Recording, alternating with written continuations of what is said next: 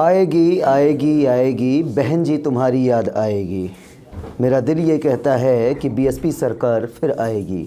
ऐसी कामना करने वाले बहुजन समाज के लोग आज अपने नेता का इंतज़ार कर रहे हैं इस जौनपुर में। और जौनपुर जनपद की अगर बात की जाए तो प्रदेश की सबसे बड़ी दूसरी विधानसभा जो किराकत है, वहाँ से लगभग डॉक्टर लाल बहादुर सिद्धार्थ जी उनका टिकट तय माना जा रहा है। बीएसपी सुप्रीमो का आशीर्वाद उनके ऊपर तय माना जा रहा है। ऐसे में हम आज डिस्कशन करने आए हैं, उनसे वार्ता करेंगे इसी संदर्भ में कि जो टिकट की होड़ है, एक कहा जाता है कि सबसे महंगा टिकट बहुजन समाज पार्टी का होता है। क्यों होता है, इसका रीज़न बहुजन समाज पार्टी की या तो मुखिया जानती होंगी या तो उनके मतदाता जानते होंगे, ये हमारा विषय नहीं है।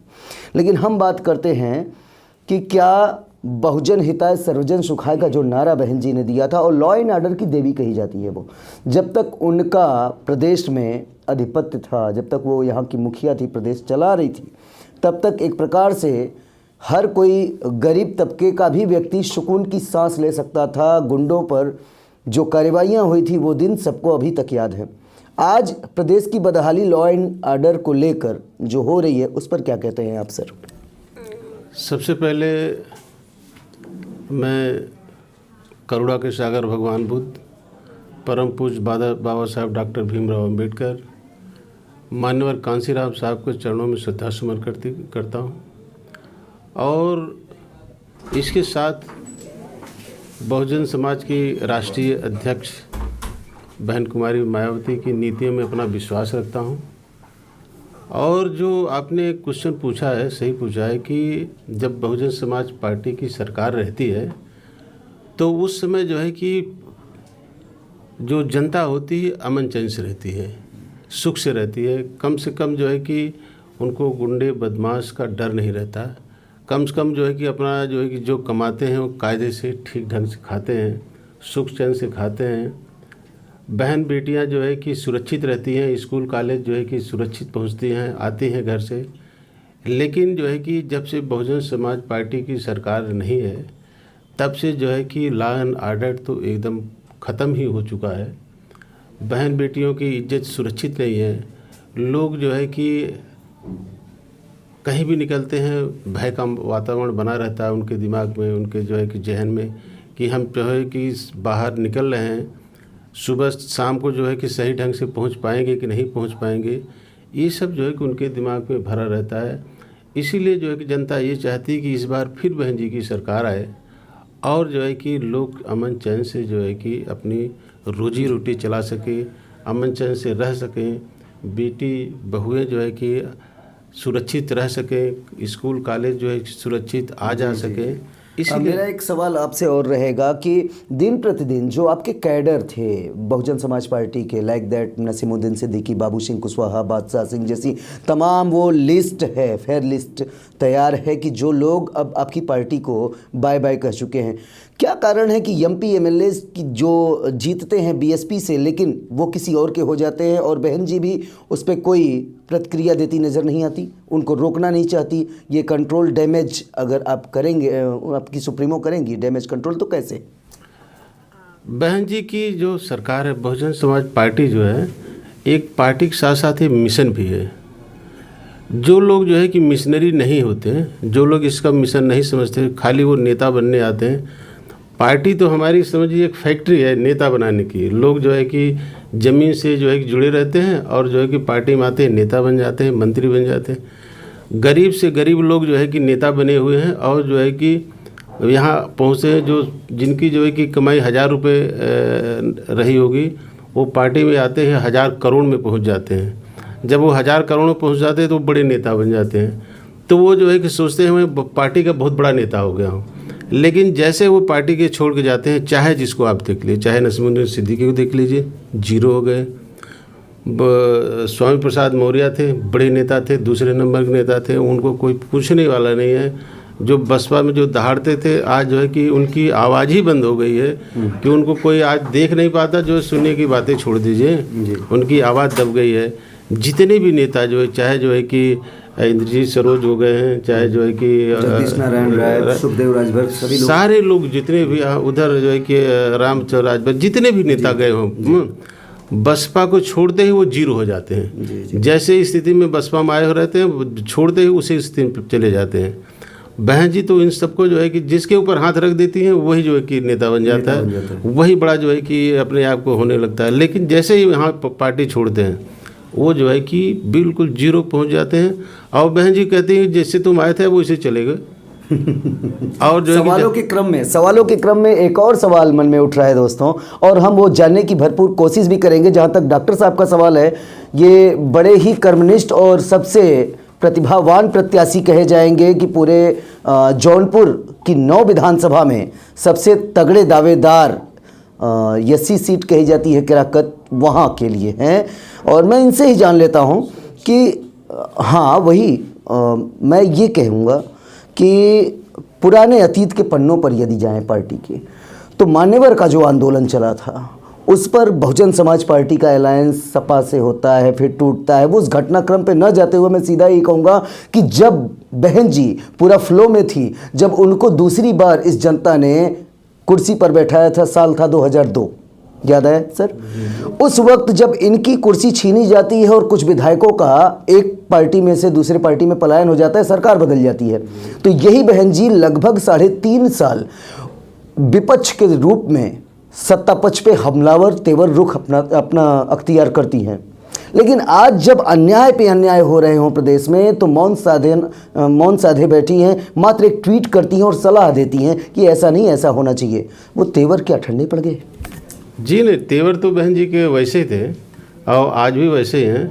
बस ये है कि आज जो सरकार है थोड़ी सी दूसरे किस्म की सरकार है।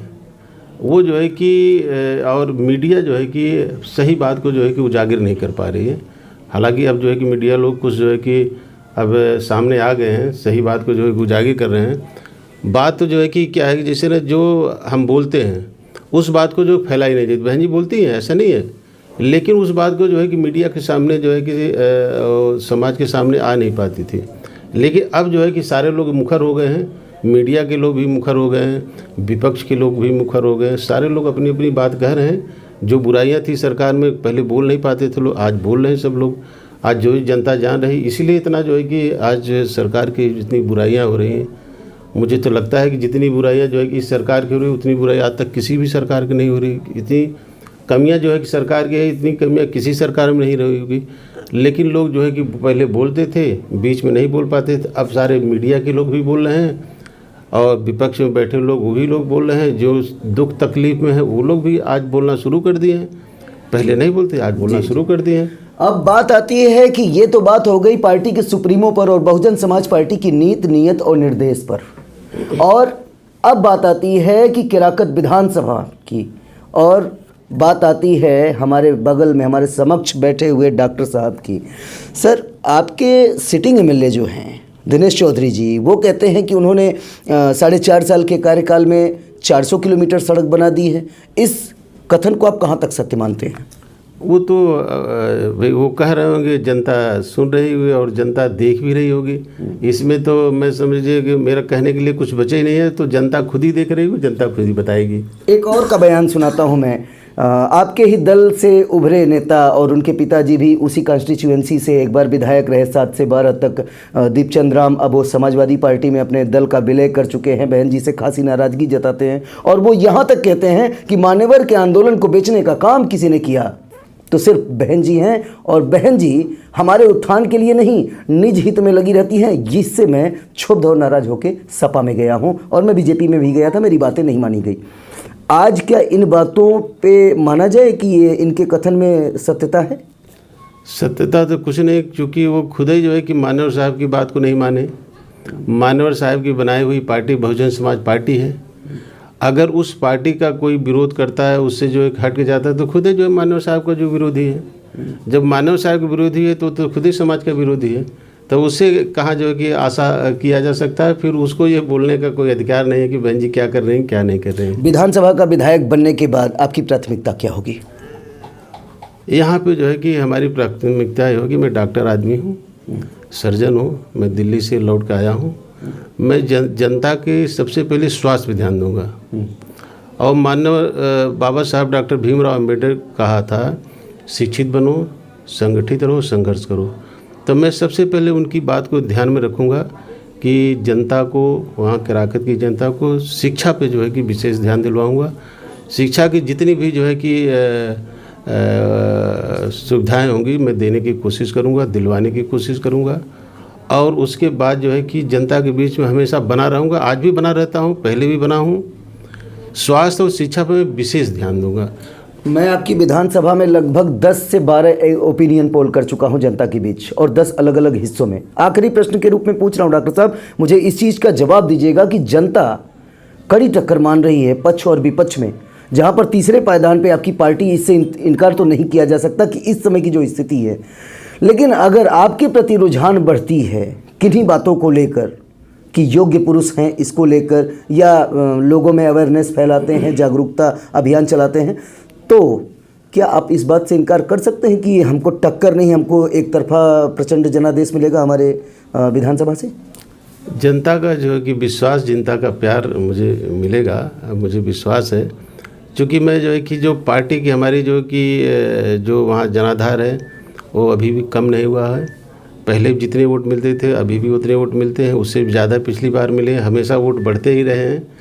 और मैं अपनी तरफ से जो जनता के बीच में जो अभी तक रहा हूँ, उनकी बीच में उनकी सेवा किया हूँ, उनके स्वास्थ्य लाभ पहुँचाया हूँ, उसका भी मुझे लाभ मिलेगा। और इसके दोनों के साथ साथ जो है कि मुझे वहाँ पे जो है कि जनता का पूरा विश्वास, प्यार मिलेगा और जीत भी मुझे जो है कि हासिल होगी।